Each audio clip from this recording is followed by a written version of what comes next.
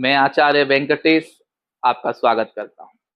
आइए जानते हैं 2023 शारदीय नवरात्रि के अंतर्गत नवमी तिथि को माता का विशेष पूजन कैसे करें और उसके करने से माता क्या फल प्रदान करेगी और हमको क्या नियम धारण करना है, इसको हम जानते हैं।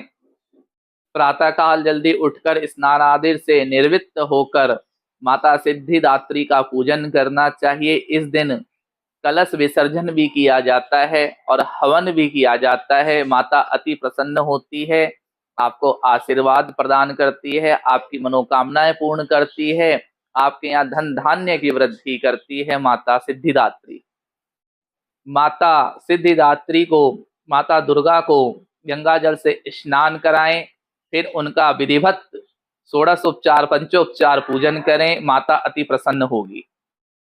माता को प्रसाद के रूप में खीर, पूड़ी, सूजी का हलवा और काले चने का भोग अति प्रिय है।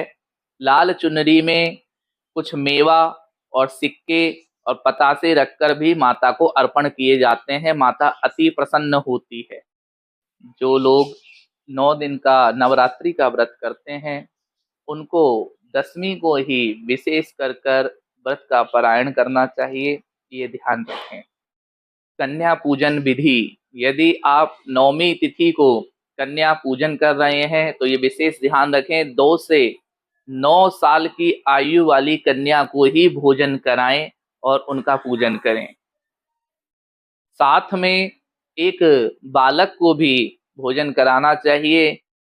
कन्या जब आपके घर पधारे तो उनका पाद प्रक्षालन करना चाहिए, उनको आसन पर बैठाना चाहिए, उनको लाल रंग की चुनरी उड़ाना चाहिए, कुमकुम लगाकर, चावल अक्षत लगाकर उनका पूजन करना चाहिए, हाथ जोड़कर प्रणाम करना चाहिए।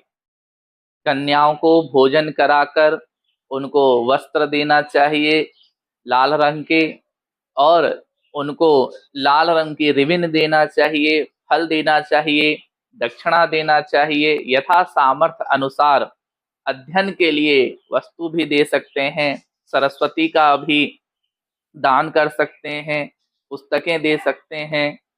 एक वर्ष में 4 नवरात्रि आती हैं, जिसमें से 2 गुप्त नवरात्रि होती है जिसका पालन गृहस्थ लोग कम करते हैं।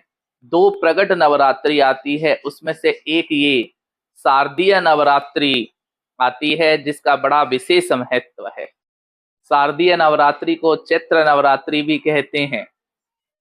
नवमी तिथि को कन्याओं को भोजन कराती समय ये भावना होनी चाहिए कि नव दुर्गा हमारे यहाँ भोजन कर रही है और हम उनको बड़े भाव से भोजन करवा रहे हैं और उनका आशीर्वाद लेना। आपको गुलाबी बैंगनी वस्त्र पहनना चाहिए, माता बड़ी प्रसन्न होती है। जामुनी कलर भी आप पहन सकते हैं। नवमी तिथि वाले दिन आपको लौकी का सेवन नहीं करना चाहिए। मांस का भोजन करने समान कहा गया है शास्त्रों में। माँ दुर्गा का महिषासुर के साथ 9 दिन तक युद्ध चला और उस युद्ध में विजयादशमी को माता विजय हुई, इसलिए नवरात्रि के बाद विजयादशमी का उत्सव मनाया जाता है। माता सिद्धिदात्री का पूजन करने से व्यक्ति बुद्धि पर और बुराई पर विजय प्राप्त करता है, इसलिए बड़े भाव से पूजन करें।